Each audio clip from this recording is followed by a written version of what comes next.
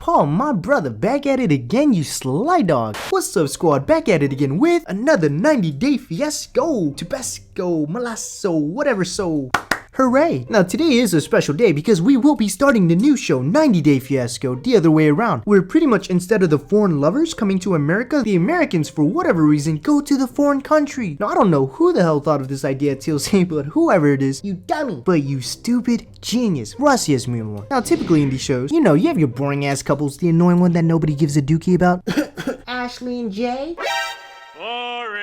And I tend to skip them. But this show, thus far, I genuinely enjoy all the couples. So we'll see what's up. But today we're gonna start off with the only couple that has been here before. Bulletproof Polly and Karine. So let me catch you up. Now if you're new to the show, Polly's a special character. Emphasis on the special. He met his wife, Karine, on some dating site. What dating site? Oh no, but stay away from that. And Karine's from somewhere, in the Amazon forest. Pretty much Turtlehead Debbie's worst fear. Now my rule of thumb has always been, the farther the guy has to travel for some buns, the weirder the guy is. And Polly's no exception. Like his distant brother, cousin, sister, uncle, auntie, big titty colty, Bulletproof Polly is a mama's boy. But unlike Turtlehead Debbie, Polly's mom is a smooth criminal and must be protected at all costs. AC. Now she a little wacko, yeah. She actually just snuck out and gave me a little bit of her hair. That's her hair.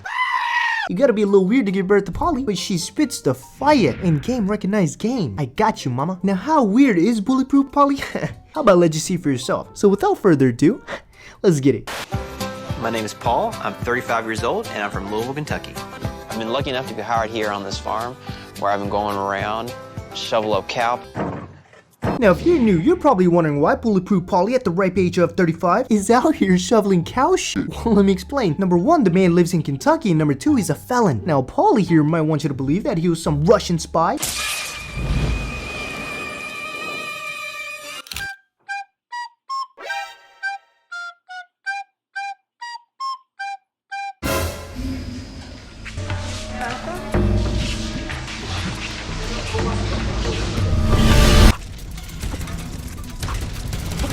A few moments later.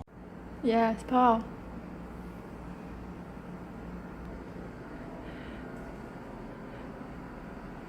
Boy, if you don't get who got caught for attempting to kidnap Pope Paul back in 1897 for stealing his name, but the truth is, he just got caught for lighting stuff on fire. I met my wife, Karine, roughly 2.5 years ago on a dating app. I started searching online. Alrighty, so we're gonna stop right there before I get demonetized for absolutely no reason, because YouTube's awesome.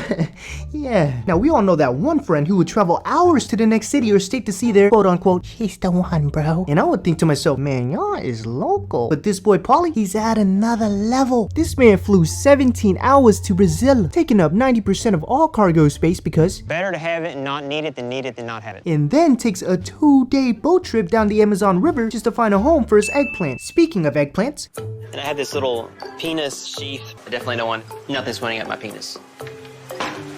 There's a chance I could get one of those scary tropical diseases.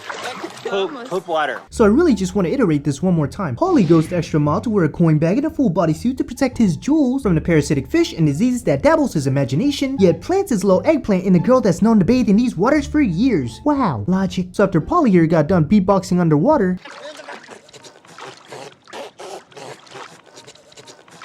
he finally admits to Karine that he has been convicted and was a thug. Word of life is to space into the thugonomics. Oh my god. Oh. Okay? I'm sorry. This scene still kills me to this day. Why? Why'd y'all make it so dramatic?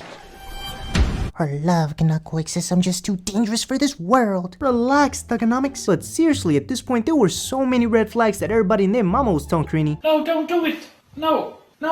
But of course, she doesn't listen and gets impregnated by this bamboozle, which brings us to present day. I definitely don't like the idea of moving to Brazil and not coming back. It's very difficult to be apart from Karine while she's pregnant. I want to be a dad. I don't know if I'm ready. Yeah, maybe you should have thought of that before, letting the cannon loose, buddy. Pew pew. You are now a father. So Paul's kind of in a rut, you know, his wife's in Brazil. He's having a hard time getting her visa, but it seems like the only way he knows how to make money is picking up cow poop. Anyway, so he decides to meet up with a lawyer to, see what he can do. What the law requires is that you currently be making a certain level of income. It's about $26,000. Wow.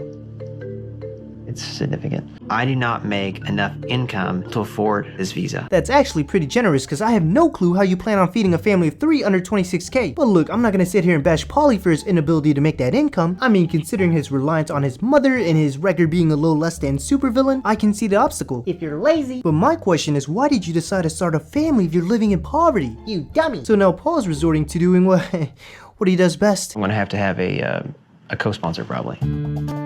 I would make sure that we had a place to live. It's impossible right now. That's why I'm just saying. Yeah, but I'm not going to say it right now until I can. You understand why it's impossible right now. Paulie pretty much said, yo, Ma, I'm gonna need you to take care of me and my family. And Mama was like, or nah. There's your answer on that one. So with Karine on the verge of popping out the very first baby to ever wear a bulletproof vest, Paul has no choice but to fly back to Brazil, rediscover the Amazon forest, and find his wife. Me and her being married for over a year now, and her being pregnant with my baby, you still do not want to sponsor her whatsoever. No.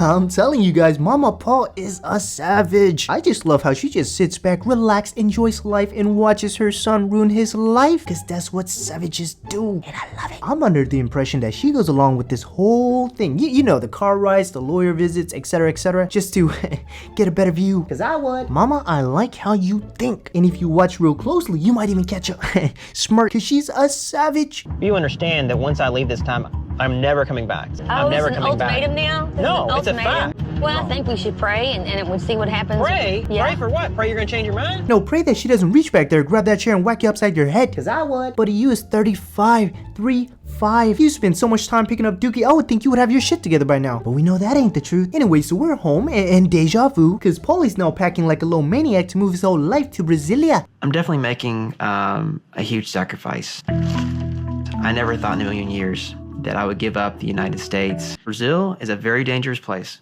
I'm risking my life. Alright, buddy, I know Brazil's a bit dangerous and all, but you acting like you about to parachute down North Korea and fight Kim Jong-un or something. I'm about to risk my life. Ain't nobody tell you to travel down the Amazon River and start spraying your DNA around. That's neither here or there. Anyways, for anyone who's unclear why I call him Bulletproof Polly, here's why. This is so cool. It's got a bulletproof panel. So I got a bulletproof panel back here, baby's here, I got a bulletproof panel here, and when someone's shooting at us, I can get down and I can protect the baby. And they can just get your head. So besides being a straight savage, Mama wants to make sure that Paul knows what he's doing in hopes that maybe he has a plan for all of this, like his fantasy of getting shot. But we all know he don't. Do you know what you're getting into? Think about the road ahead. No, I don't. Don't? No. Does anybody know what they're getting into when they have their first child? No, but you probably did. Now, I feel like when I'm watching this show, like, all logic is out the window. Like, you want to believe that people aren't this naive, but they are. Oh, you don't want to sponsor us, Mom? Well, joke's on you. I'm going to Brazil forever. And there's nothing you can do about it.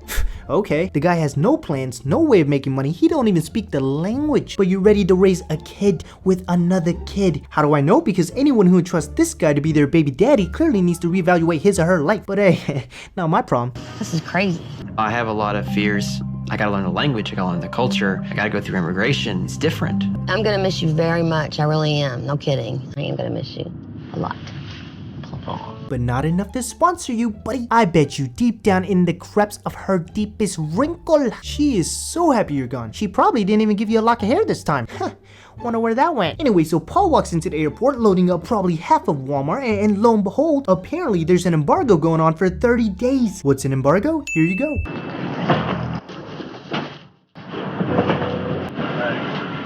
It's 5 for Brazil. 2 bags only. Huh? 2 bags only.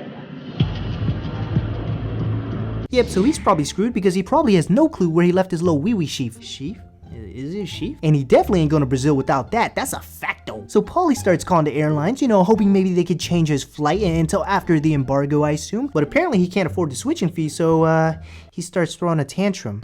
Just cancel it. You can take 2. Mom, I can't. Wouldn't you rather go see her? Fine. Pick 2, I'll leave everything else I here. don't know. You want to do that? I'll do it right now. I'll rip everything out. I don't care. Let's rip everything out. Is that what you want to do?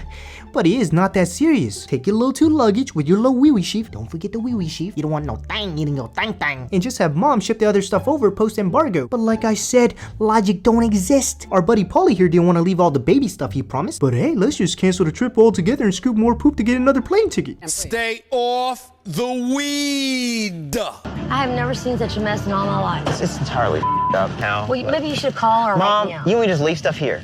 You know, I really hate my life here at this point. Yeah, buddy, I would hate my life too if I was that stupid. Rule of thumb, never trust a man with glasses that get tinted in sunlight. Trust me, it's scientific. But I bet you the TLC producers are sitting back drooling at this content. Oh my god, the ratings are gonna be incredible. The guy's a walking TV show, no doubt. I just don't know how Mama Paul's sitting back taking all this yapping. Shit, if I had a son and he went off on me like that, I don't care if you 1 or 35. I'ma park the car, I'ma get out, and I'ma start running.